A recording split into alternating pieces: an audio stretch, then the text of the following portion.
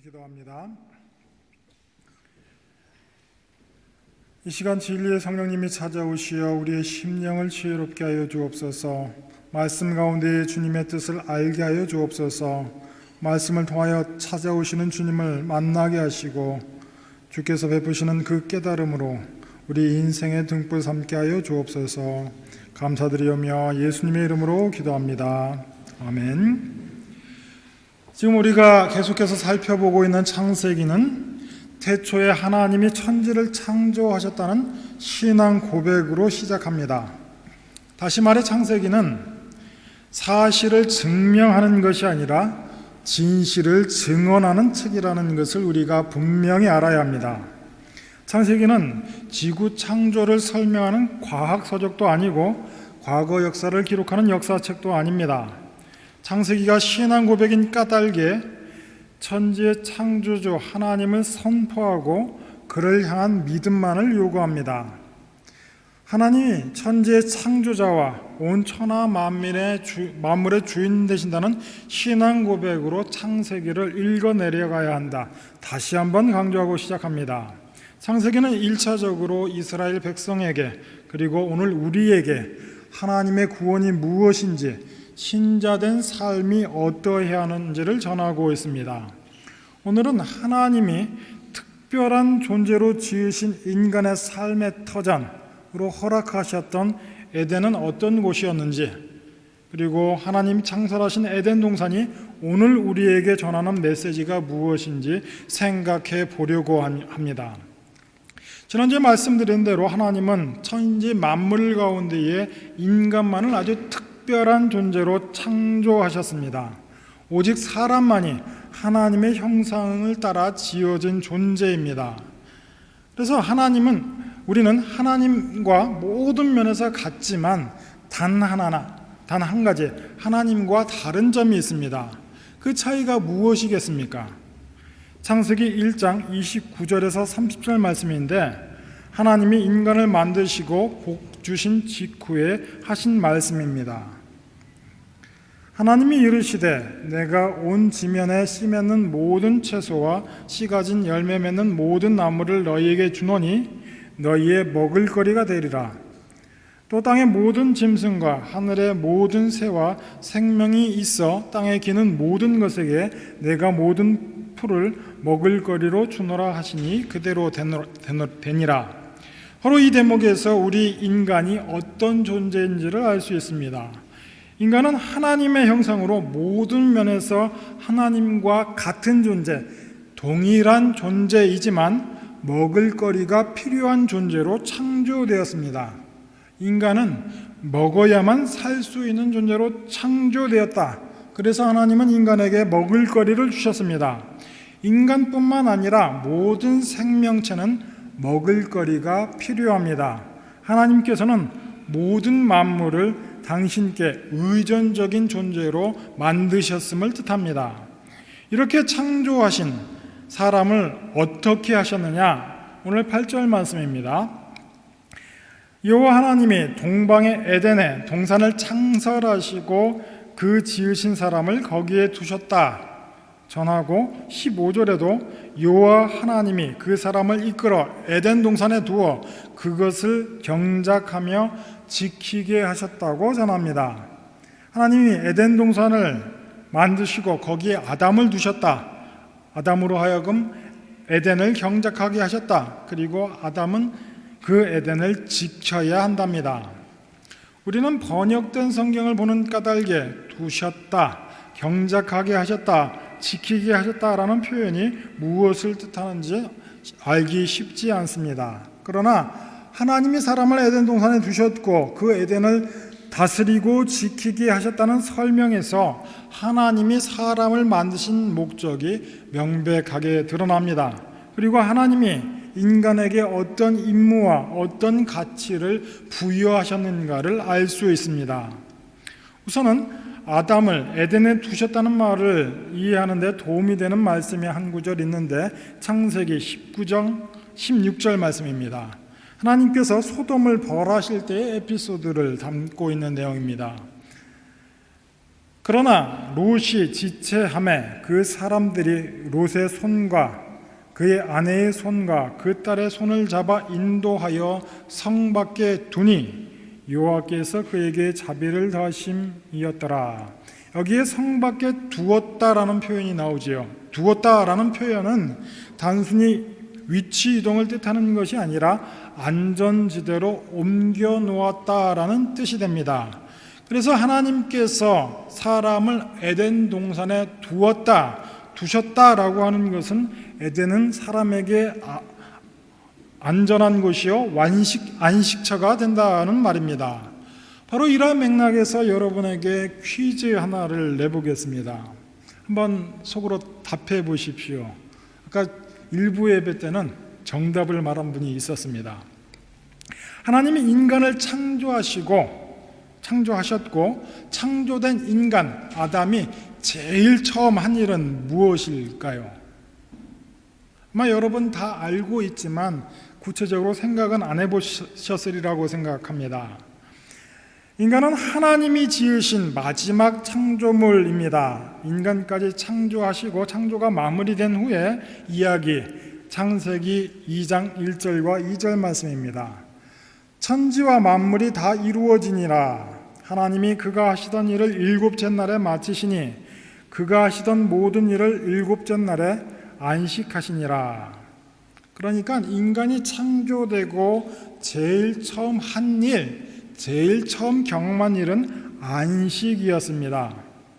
지금 우리는 이 설명을 듣고 나면 그러고 보니 그렇네 정도 반응하겠지만 지금 모세의 이야기를 처음 듣고 있는 광야의 이스라엘 백성들은 놀라지 않을 수 없습니다.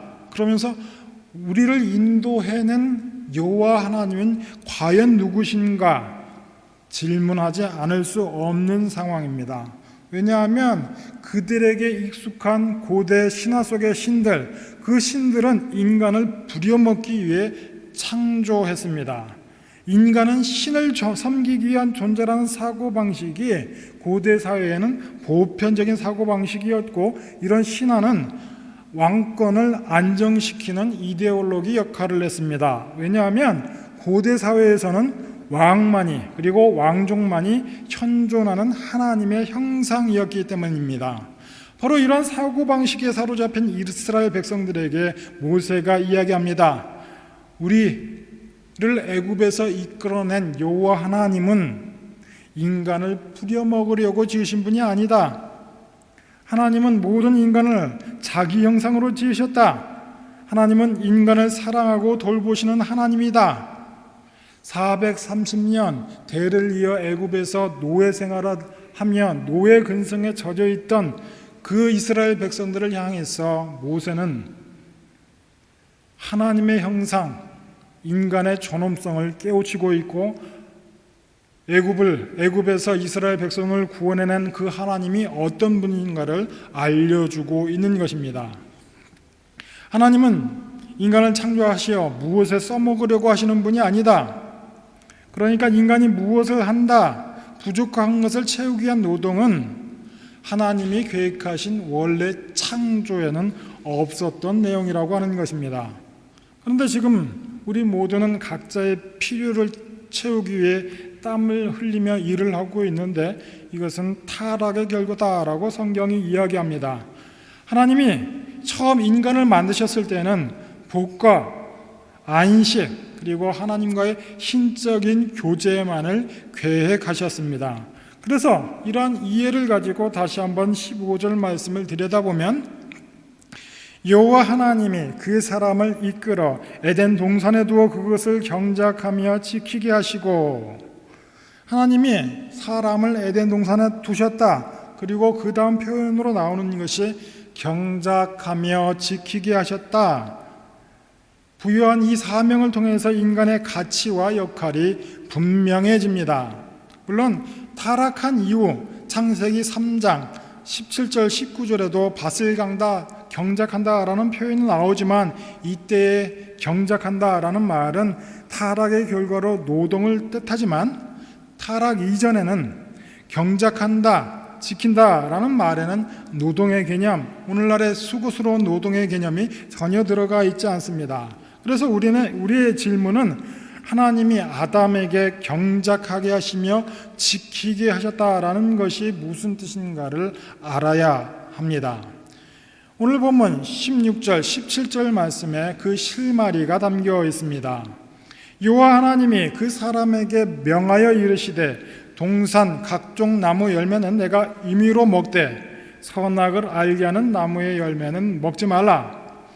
하나님은 사람을 당신의 형상으로 만드셨고 사람에게만 지금 명령하고 계십니다. 동산 중앙에 있는 선악과만은 먹지 말아라.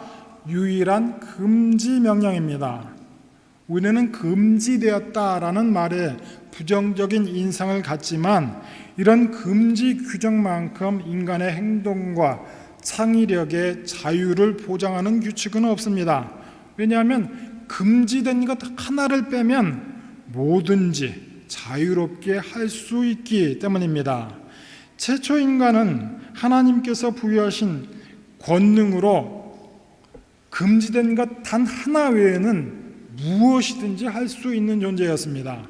하나님의 형상의 하나라고 할 수 있는 인간만이 가지고 있는 창의력으로 에덴을 더욱더 복되고 아름다운 것으로 만들고 에덴 동산의 경계를 점점 더 넓혀갈 수 있는 역량과 능력을 가진 존재였으나 그 가치를 알지 못했습니다. 그래서 일이 어떻게 되느냐? 창세기 3장으로 넘어와 보면 뱀이 하와를 유혹하면서 아주 고약한 전략을 구사합니다. 뱀이 이렇게 이야기합니다. 하나님이 참으로 너희에게 동산 모든 나무의 열매를 먹지 말라 하시더냐. 하나님이 당신의 형상인 인간에게 주신 중요한 명령이 있는데 그 관심을 다른 데로 돌리게 합니다. 에덴을 지키고 경작해야 하는 중요한 명령이 있는데 그 중에 아주 작고 부수적인 유일한 금지 명령에 집중하게 합니다. 말씀드린 대로 인간은 하나님의 형상으로 무한한 창조의 능력, 자기 개발뿐만 아니라 주변을 발전시키고 개발시킬 능력이 있었습니다. 그런데 뱀은 인간이 하나님의 형상으로서 할 수 있는 모든 것에 대한 관심을 버리고 자기 안의 욕망에만 관심을 갖게 하는 전략을 구사합니다. 먹어야만 살 수 있는 존재로 창조된 인간이, 그리고 하나님께 의존적인 존재로 창조된 인간이 하나님의 뜻을 저버리기를 마다하지 않습니다. 뱀의 질문, 하나님이 참으로 너희에게 동산 모든 나무의 열매를 먹지 말라 하시더냐에 하와는 이렇게 대답합니다. 동산 중앙에 있는 나무의 열매는 하나님 말씀에 너희는 먹지도 말고 만지지도 말라. 너희가 죽을까 하노라. 우리가 잘 알고 있듯이 이것은 정확한 대답이 아닙니다.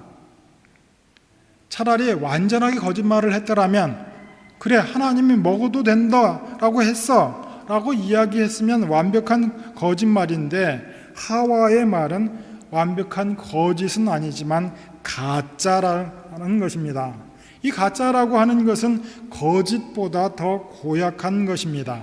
왜냐? 거짓을 말하는 사람, 우리 자녀들 커가다 보면 거짓말하죠. 뻔한 거짓말을 합니다. 한두 번은 그냥 웃으며 넘어가지만 그것을 용인하지 못할 때가 생깁니다.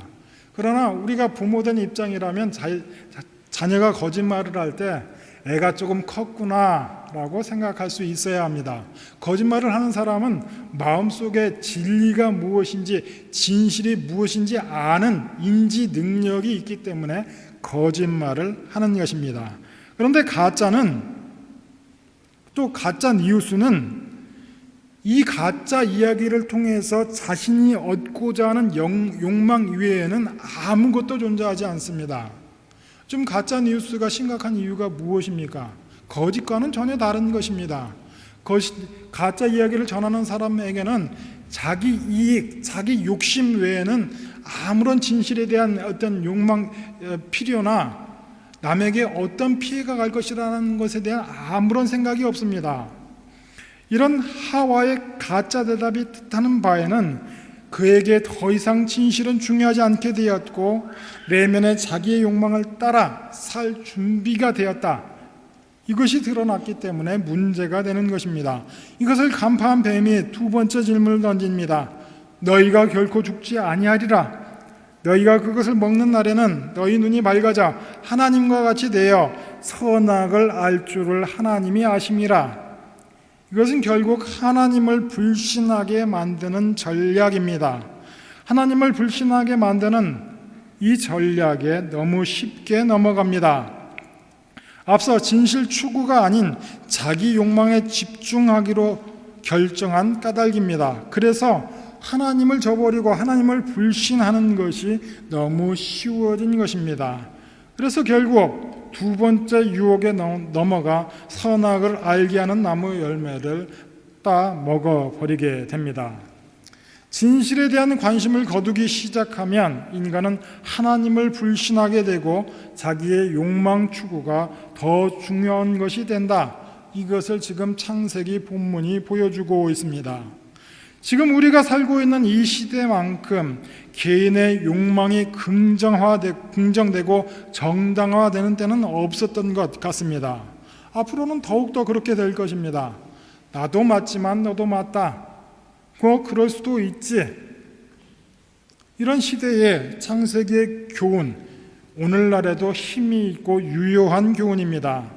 8절을 다시 보면 여호와 하나님이 동방의 에덴의 동산을 창설하시고 그 지으신 사람을 거기에 두시니라. 재미있게도 우리는 언뜻 생각하면 에덴 동산에서 사람이 창조되었을 것이라고 생각이 되는데 가만 보니 먼저 동산을 조성하시고 다른 곳에서 인간을 창조하신 다음 에덴 동산으로 이끌어와서 그 에덴 동산을 아담으로 하여금 경작하고 지키게 하셨다. 성경은 이렇게 전하고 있습니다. 그러면 에덴을 경작하고 지킨다는 것이 무슨 뜻이고 에덴 동산은 무슨 기능을 했는지가 궁금해집니다. 우선 결론을 말씀드리고 그 이유를 한번 설명해 보겠습니다. 에덴 동산은 하나님께서 지으신 온 지구, 더 넓게 보면 온 우주, 그 가운데서 중심으로 최초의 성전이었다. 지금 모세가 전하는 이야기에 제가 지금 설명할 것입니다. 그러나 이스라엘 백성들은 이 이야기를 듣는 순간 바로 이해했습니다. 왜냐? 고대 근동 이스라엘 백성들에게 익숙한 신화를 보면 그 고대 신화 속의 신들은 전쟁에서 승리하고 안식을 위한 성전을 따로 만들어 건축합니다. 말씀드린 대로 이 창세기도 진리를 계시하기 위한 방편으로 당시 이스라엘 사람들에게 익숙했던 신화의 구조를 차용하여 설명하는데 창세기 1장 2절에서 하나님이 혼돈, 공허, 기쁨, 흑암을 정리하셔 창조하신 장면이 나옵니다. 우리는 혼돈과 공허와 기쁨, 흑암으로 읽어 어둡고 껌껌하고 정리가 안 된 그 어떤 상태로만 이해하지만 당시 이스라엘 사람들은 이 용어를 듣는 순간 언뜻 이집트 내지는 메소포타미아의 신들의 이름을 연상했을 것입니다. 그리고 그것들을 정리하시고 천지 만물을 창조하시고 진정한 안식을 위해 하루를 구별하여 일곱째 날을 안식일로 정하셨고 구별된 장소로 성전을 건축하시는데 구별된 장소로서 성전이 바로 에덴이라는 것입니다. 그래서 에덴을 최초의 성전이라고 부릅니다. 여기서 2장 7절 말씀입니다. 여호와 하나님이 땅의 흙으로 사람을 지으시고 생기를 그 코에 불어넣으시니 사람이 생명이 되니라. 하나님께서 실제로 흙으로 반죽하여 바람을 훅 불어넣어 사람을 만들었다 이렇게 생각할 수도 있지만 이 이야기를 들었던 이스라엘 백성들은 자기에게 익숙한 당시 어떤 그 풍습을 떠올렸습니다. 무엇이냐면 당시 고대 메소포타미아와 이집트에서는 제사장들이 사람의 형상으로 조각상을 만들고 조각상이 완성이 되면 그 상 코에다가 실제로 숨을 불어넣는 의식을 진행했는데 이것을 입씻기, 입열기라는 말로 번역합니다. 그러니까는 이 고대 신화에 기반해서 이방신을 섬기는 사람들이 신상을 만들고 그 코에다 숨을 훅 불어넣는 순간 그 조각상에게 영이 거하게 된다 생각을 하고 그 신상을 신전 안에다 옮겨다 놓고 나면 그 신상의 신이 되어 자기들을 보호하리라는 생각을 고대인들이 했습니다. 이집트의 노예로 살던 이스라엘 백성들에게도 굉장히 익숙한 풍습이었습니다. 바로 이러한 이해를 전제로 모세가 전하는 인간 창조의 이야기를 듣는 이스라엘 사람들은 하나님께서 인간을 창조해 에덴이라는 성전에 하나님을 두셨다. 아담은 에덴 성전의 첫 번째 제사장이었다라는 말로 이해했다는 말입니다. 가장 중요한 것은 에덴 동산에 아담을 두신 목적인데 15절로 돌아가 보면 이렇게 이야기합니다. 여호와 하나님이 그 사람을 이끌어 에덴 동산에 두어 그것을 경작하며 지키게 하시고, 언뜻 보면 무슨 농사를 지으라는 말로 보이지만 우리가 알고 있고 설명했듯이 타락 전에는 농사가 필요 없었습니다. 경작하며 지키게 하다 조금 정확하게 번역을 하면 경작하다는 히브리어로 아바드라고 이야기하고 지킨다라는 말은 샤마르라고 이야기하는데 이 말은 구약 성경에서 하나님을 섬기고 말씀을 지킨다는 의미로 항상 쓰입니다. 하나님의 말씀을 지키고 따르는 것이 아담에게 지금 요구되었고 그와 같은 모양으로 광야 이스라엘 백성들에게 요구되고 있습니다. 그리고 하나님의 말씀을 지키고 따르는 자들이 있는 곳이 바로 성전이 될 것이다. 이 이야기를 하고 있습니다. 그리고 이러한 내용은 후일 이스라엘 역사에서도 내내 강조되고 있습니다. 이를테면 열왕기상 9장 4절 솔로몬이 성전을 완공했을 때에 하나님께서 직접 이렇게 말씀하십니다. 내가 만일 마음을 온전히 하고 바르게 하며 내 앞에서 행하여 내가 내게 명한 대로 온갖 일에 순종하여 내 법도와 율례를 지키면 샤마르하면 내 왕위가 견고할 것이다.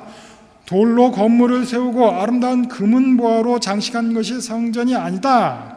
성전의 가장 중요한 특징은 하나님이 거하시는 곳, 하나님의 말씀에 순종하고 지키는 자가 있는 곳이 성전이다. 그래서 야곱이 돌베개 베고 잠자던 그곳이 하나님의 성전이었구나를 고백하게 됩니다. 왜냐하면 그곳에 하나님의 임재가 있었기 때문입니다. 구약 곳곳에서 너희가 내 계명을 지키라고 하시는데 그 출발점이 어디냐? 바로 에덴 동산 아담에게 명하실 그때부터였다라는 말입니다. 반복하여 말씀드리지만 성전, 오늘날 교회, 신자의 공동체의 가장 중요한 요소는 하나님의 말씀을 경청하고 지키는 것입니다. 하나님은 아담에게 모든 권세를 주셨습니다. 아담이 에덴을 다스리고 지키라는 명령에 순종할 때 에덴은 온전한 성전의 기능을 다하게 된다는 말입니다. 그런데 우리가 잘 알고 있듯이 아담은 그렇게 하지 못했습니다.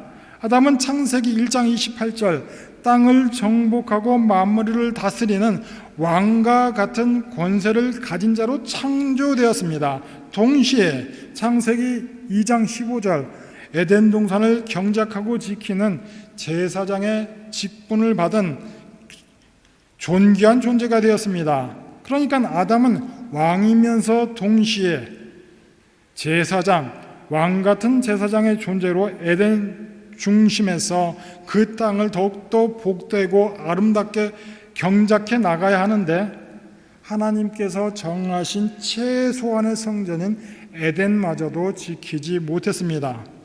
부정한 뱀이 에덴에 침범하는 것을 막지도 못했고 하와를 유혹하는 것도 막지 못했습니다. 뱀을 다스리고 통치했어야 하는데 뱀이 자기에게 무엇인가를 행하도록 허용했습니다. 바로 이것이 근본적인 죄의 시작입니다. 맡겨진 책임을 방기하는 순간 이미 시작되어 버린 죄입니다. 오늘을 사는 우리는 그러면 어떻습니까? 우리는 항상 이렇게 이야기합니다. 나 하나 잘한다고, 나 하나 유난 떤다고 무엇이 나아지겠어? 내가 무엇을 할 수 있겠어? 이렇게 세상에 눌려 삽니다. 하나님께서는 오늘 우리를 왕 같은 제사장 삼으셨으나 우리는 아담처럼 그에 걸맞는 삶을 살기를 주저하고 있습니다. 뱀의 속삭임에 넘어가 하나님께서 주신 권세와 사명을 외면한 아담의 모습이 바로 우리의 모습이다. 그러니 우리가 아담의 후손이라고 불린다라는 말입니다. 그런데 이 아담의 실패를 되돌리기 위해 둘째 아담 예수께서 오셨습니다. 우리는 예수님께서 하신 일이 이 땅에 오셔서 우리의 죄를 사하고 우리를 구원하신 일을 하셨다라고 생각하고 있습니다. 물론 맞는 말입니다. 예수께서 오셔서 우리를 구원하셨고 우리의 죄짐을 십자가에서 감당하셨습니다. 그러나 개인의 구원만을 위해 예수께서 오신 것이 아니라 첫 번째 제사장 아담이 잃어버린 왕적인 권세를 회복하기 위해 오셨습니다. 그래서 예수께서 오셔서 공생애를 앞두고 광야에서 사단에게 시험을 받으시는데 마가복음에만 나오는 독특한 표현 하나가 있습니다. 누가복음 4장 5절과 6절 말씀입니다. 마귀가 또 예수를 이끌고 올라가 순식간에 천하 만국을 보이며 이르되 이 모든 권위와 그 영광을 내가 네게 주리라. 이것은 내게 넘겨준 것이므로 내가 원하는 자에게 주노라. 이 말씀 읽으면서 이게 도무지 무슨 말이지 하면 한 번쯤 다 갸우뚱하셨을 것입니다. 전 장면까지는 이해가 됩니다. 사단이 예수를 시험하기 위해 높은 곳에 이끌어 온 천하 만국을 보여줬다. 그런데 이 세상의 권세를 누가 사단에게 넘겨주었다는 말이냐? 바로 누가 넘겨주었을까요? 첫 번째 제사장 아담이 넘겨준 것입니다. 그렇게 잃어버린 왕적 제사장적 권세를 예수님께서 회복하셨습니다. 예수님의 성육신 십자가와 부활을 통해 잃어버린 권세를 되찾아 새로운 에덴, 그 새로운 에덴을 이 땅에 이루신 줄로 믿습니다. 더 익숙한 말로 바꾸자면 하나님의 나라를 이 땅에서 시작하셨습니다. 바로 이 예수의 권세에 힘입어 우리가 다시 왕 같은 제사장이 되었다. 이것을 아는 것이 신앙 생활의 시작입니다. 그런데 우리는 세상에 대하여 당당하지 못하고 세상에 눌려 삽니다. 믿음이 부족하기 때문입니다. 그래서 우리의 기도는 하나님이 믿음을 주셔서 성령의 사람으로 세상을 살아가게 하소서, 말씀의 능력에 사로잡힌 자가 되게 하소서, 말씀을 따라 우리의 가정이 성전되게 하소서, 우리의 일터가 성전되게 하소서, 주어진 역할 가운데에 최선을 다하게 하소서, 세상을 당당하게 살 수 있게 하옵소서가 되어야 합니다. 그러니 여러분, 내일 직장에 가시면 자리에 앉자마자 성경을 펴서 읽고 기도하지 마시고 주어진 일에 최선을 다하십시오. 성경 읽고 기도하는 것은 교회 와서 하시고 여러분 집에서 하시고 여러분의 일터에 나가서는 여러분의 일을 신자답게 본이 되게 하시라는 말씀입니다.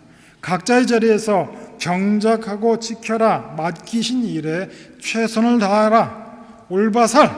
올바르게 살아 신자됨을 드러내라. 그 이야기를 지금 창세기에서 하고 있는 것입니다. 우리가 늘 하는 기도 가운데에 우리 자녀들을 위해 축복 기도할 때에 자주 이렇게 기도합니다.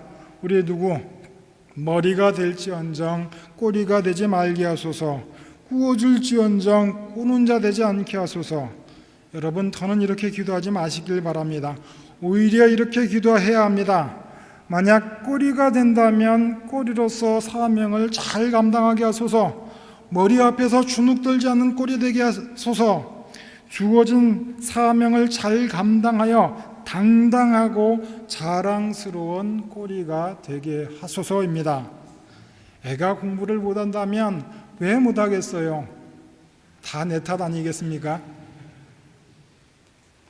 그런데 우리의 모습을 보십시오. 우리의 정체성과 사고방식이 세상과 크게 다르지 않습니다. 부자나 힘 있는 사람 앞에서 주눅들고 오히려 그렇게 되고 싶어 합니다. 여러분, 부자가 되지 말라는 말이 아닙니다. 제발 부자 되십시오. 부자가 나쁘다는 말이 아닙니다. 요즘 같은 시대에 부자된 분들에게 배울 점이 있습니다. 남다른 부지런함, 무엇이든지 배우려고 하는 노력, 정확한 판단, 그리고 신속한 결정, 담대한 결정 등등, 이런 것들은 신앙에 관계없이 우리가 본받을 점입니다. 그런데 우리가 신자가 되었다라고 말하면서 누군가가 성공하기까지의 과정, 부자가 되기까지의 과정, 유명인이 되기까지의 과정은 생략한 채 그 결과만을 부러워하니 그것이 문제라고 하는 것입니다. 이런 세상적인 가치관이 아니라 모든 그리스도인은 왕과 같은 제사장이다. 우리는 하나님의 뜻 안에서 무엇이든 할 수 있다. 그래서 세상의 시각으로 보면 내세울 것이 없을 것 같아도, 아무것도 없는 처지 같아도 세상을 당당하게 살아갈 수 있는 것입니다. 세상에 주눅들지 않고 당당한 주의 자녀 되시기를 주의 이름으로 축복합니다. 자녀들을 향해서 너 최고다, 너는 유일한 존재다, 이렇게 격려하는 주의 성도들 되시기를 주의 이름으로 축원합니다. 오늘 에덴 동산의 이야기를 듣는 시내산 앞에 서 있는 이스라엘 백성들에게는 가나안 땅이 약속되어 있습니다. 그들에게 가나안 땅은 장차 그들이 들어가 경작하고 지켜내야 할 새 에덴입니다. 모세의 이야기를 듣는 이스라엘 백성들은 아담의 실패를 반복하지 않고 가나안을 새 에덴으로 경작하고 지키리라는 결심을 했음이 분명합니다. 그러나 우리가 잘 아는 바와 같이 이스라엘은 또 실패하고 바벨론의 포로가 된 것을 우리가 역사적인 사실로 알고 있습니다. 창세기 에덴 동산의 이야기를 처음 들었던 이스라엘 백성들은 안타깝게도 가나안에 입성하고 그것을 새 에덴으로 가꾸는 일을 실패하고 말았습니다. 오늘 창세기 에덴 동산의 이야기를 통해서 하나님은 우리에게 다시 한번 명령하고 계십니다. 우리 각자에게 허락하신 새 에덴을 경작하고 지키라고 말씀하십니다. 예수께서 부활하시어 권세를 회복하신 다음에 하신 말씀, 마태복음 마지막 절에서 이렇게 전하고 있습니다. 여러분 너무나도 잘 알고 계신 말씀입니다.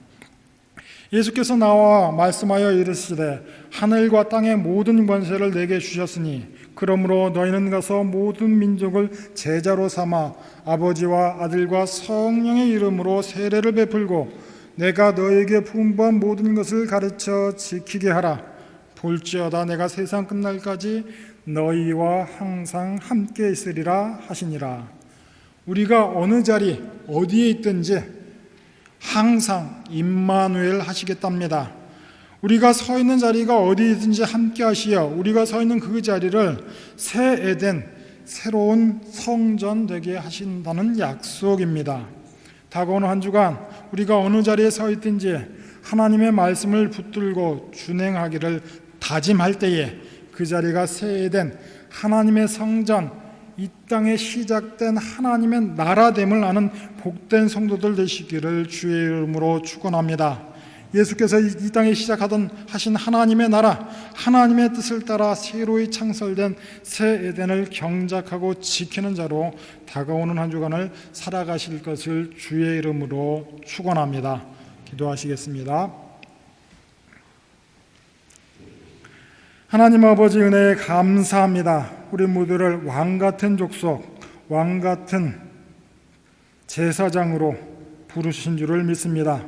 신자들에게 주어진 명예와 영광이 걸맞는 삶으로 한 주간을 살아가게 하여 주옵소서. 예수님의 이름으로 기도합니다. 아멘.